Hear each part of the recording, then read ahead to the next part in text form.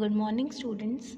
Today we are going to read and understand Unit 8's poem, that is on the grasshopper and cricket. And this poem is written by John Keats. This poem has two stanzas. We'll read and understand it one by one. Unlike the poem The Ant and the Cricket, which we have already understand, tells a story. This is a nature poem. In it, the grasshopper and cricket do not appear as character in a story. Rather, they act as symbol, each suggesting something else. So let's read the poem and notice how the poetry of earth keeps on through summer and winter in a never-ending song. This is a nature poem in which the grasshopper and the cricket are symbolic of the season of summer and winter respectively.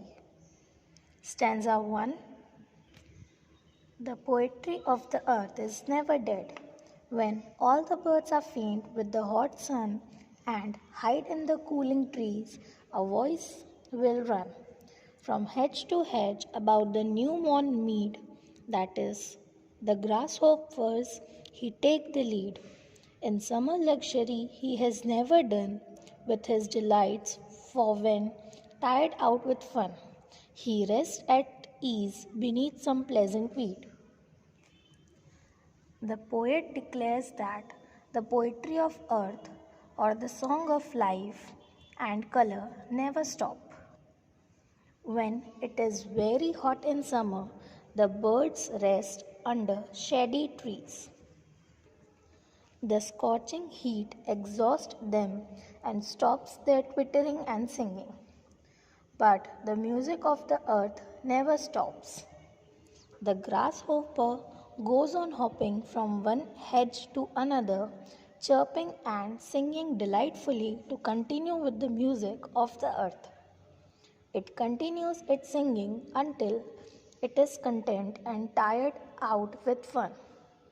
Then it takes rest under some shady plants. In this stanza, faint means to become unconscious. Hedge means a row of bushes. New mown mead means newly mowed grassland. And weed means wild plants. The rhyme scheme of this stanza is ABBA, ABBA. Stanza 2. The poetry of earth is ceasing never. On a lone winter evening when the frost has brought a silence, from the stone there shrills the cricket's song and warmth increasing ever, and seems to one in drowsiness half lost the grasshoppers among some grassy hills. The poet again says that the poetry of the earth will never stop. It is present everywhere and permanent.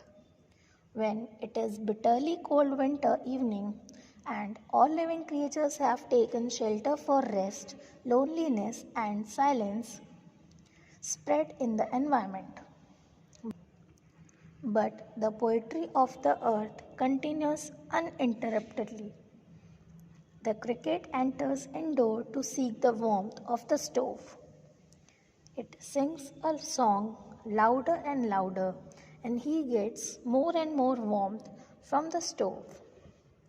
Now, the living beings and the animal in slumber find a song of cricket similar to that of grasshopper. They think the grasshopper is still singing. Thus, the poetry of earth continues throughout the year during a cycle of 2 seasons. In this stanza, ceasing means stopping and drowsiness means laziness. Here, explanation of this poem gets over.